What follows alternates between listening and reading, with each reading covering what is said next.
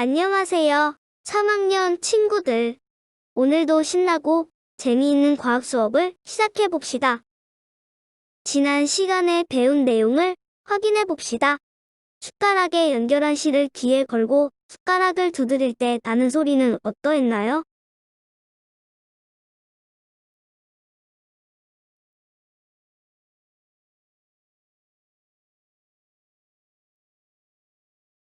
숟가락을 두드리는 소리가 크게 들렸습니다. 이번에는 멀리 있는 친구의 목소리가 실 전화기로 어떻게 들렸는지 써봅시다.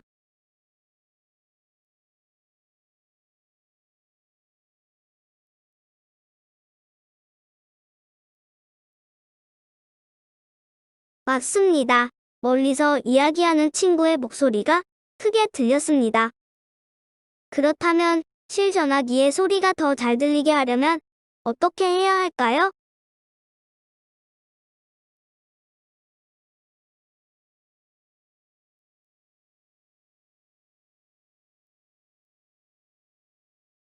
실에 물을 묻히거나 실을 팽팽하게 합니다. 또 실을 짧게 하거나 실을 손으로 잡지 않습니다. 지난 시간에 배운 내용을 정리하면 실을 이용해 소리를 전달할 수 있는 실 전화기를 만들 수 있습니다. 그리고 실 전화기로 소리가 전달될 때 실에서 작은 떨림을 느낄 수 있습니다. 여러분들은 텅 빈 체육관에서 소리를 들은 경험이 있나요? 그때 소리는 어떻게 들렸나요?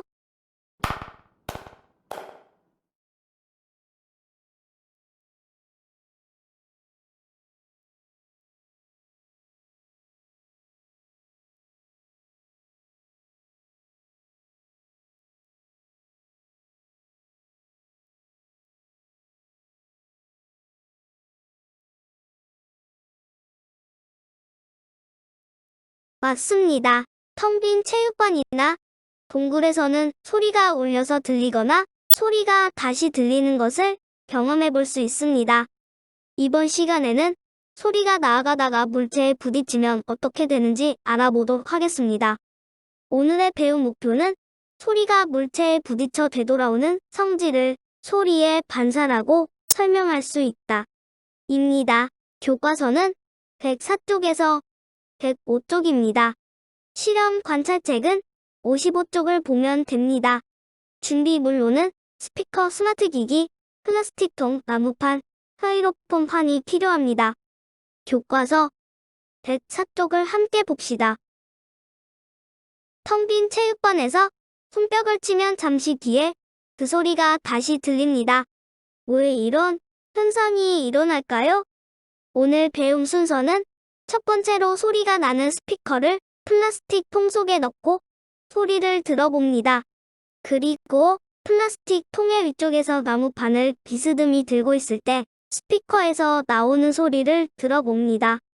세 번째는 스타이로폼 판을 이용해 과정 2와 같이 스피커에서 나오는 소리를 들어봅시다.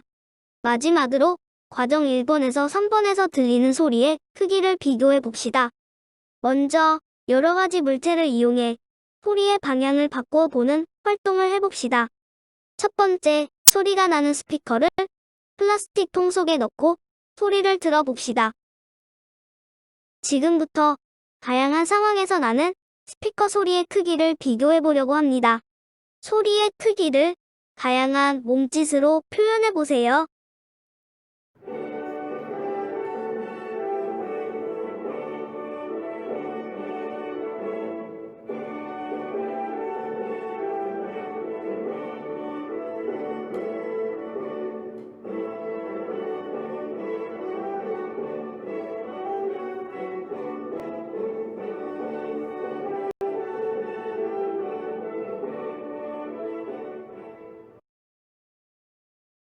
플라스틱 통 안에서 나는 스피커 소리를 몸짓으로 잘 표현해 보았나요? 이번에는 플라스틱 통의 위쪽에서 나무판을 비스듬히 들고 있을 때 스피커에서 나오는 소리를 들어보고 소리의 크기를 비교해 봅시다. 이때 나무판을 들었을 때와 들지 않았을 때 소리의 크기를 비교해 보도록 합니다. 그리고 실험 중에는 스피커에서 나오는 소리의 세기를 일정하게 유지시키는 것이 좋습니다.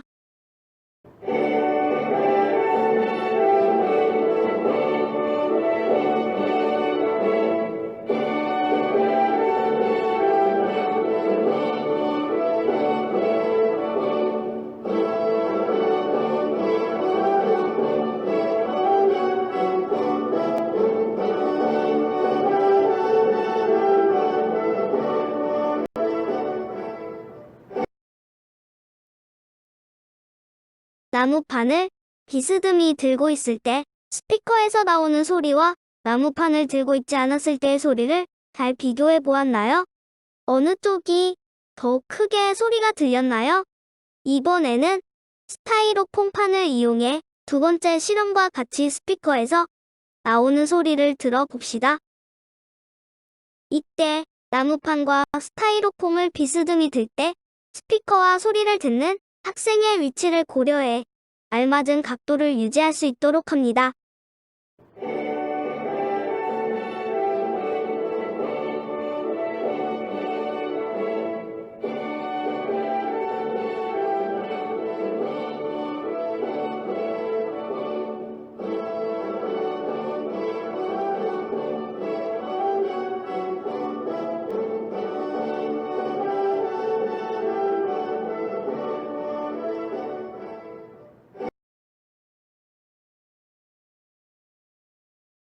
(1번에서) (3번에서) 들리는 소리의 크기를 잘 들어보았나요?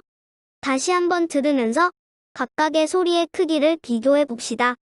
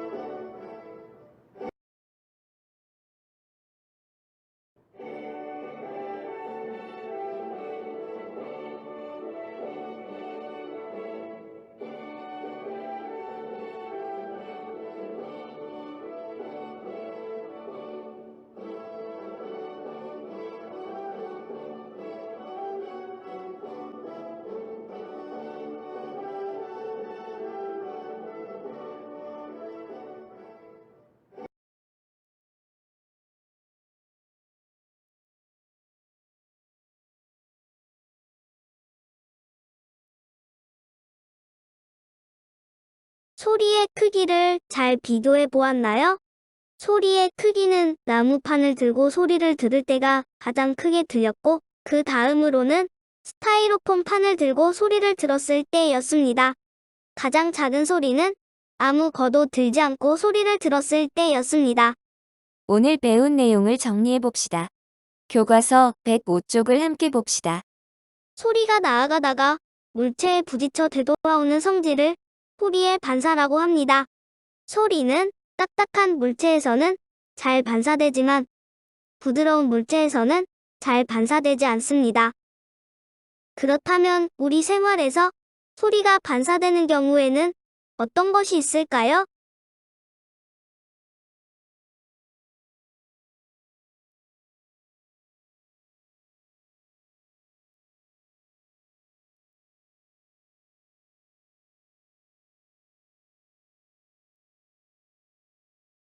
소리가 반사되는 경우는 먼저 암벽으로 된 산에서 소리가 반사되어 메아리가 들리는 경우입니다.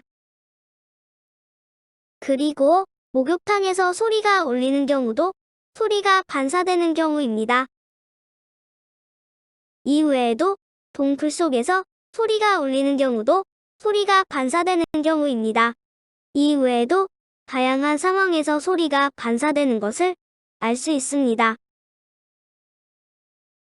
오늘 배운 내용을 정리하면 소리가 물체에 부딪혀 되돌아오는 성질을 소리의 반사라고 합니다.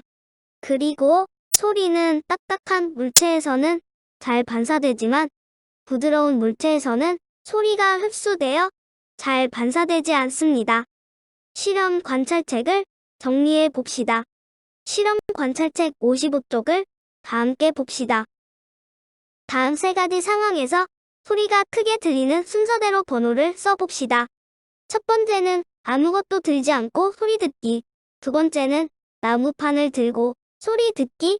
세 번째는 스타이로폼 판을 들고 소리 듣기입니다.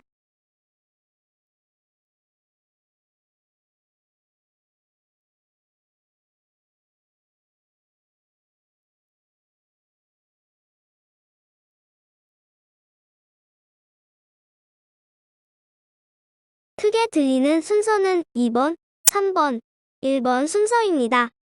생각해 볼까요? 늘 봅시다. 우리 생활에서 소리가 반사되는 경우를 찾아볼까요?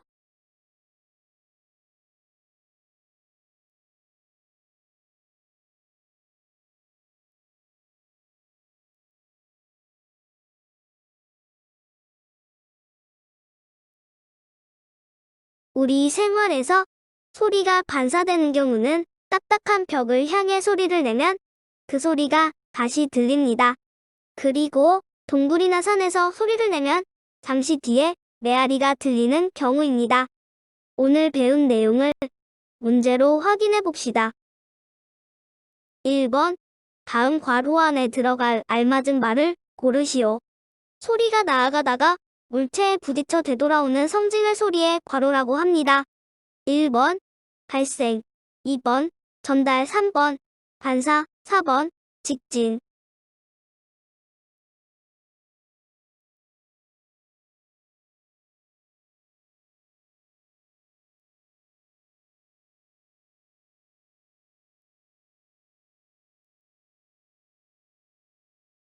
정답은 3번. 반사입니다. 2번. 다음 중 소리가 작게 들리는 순서대로 번호를 써봅시다. 1번. 아무것도 들지 않고 소리 듣기. 2번. 나무판을 들고 소리 듣기. 3번. 스타이로폼 판을 들고 소리 듣기.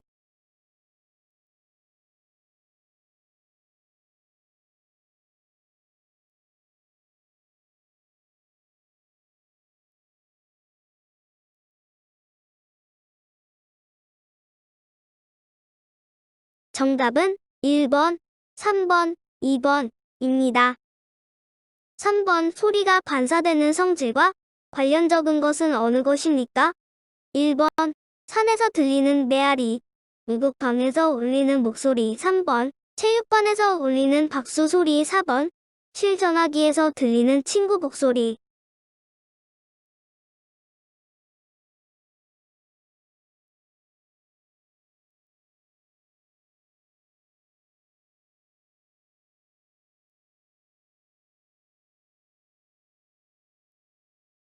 정답은 4번 실전화기에서 들리는 친구 목소리입니다. 다음 시간에는 우리 주변의 소음을 어떻게 줄이는지 알아보겠습니다.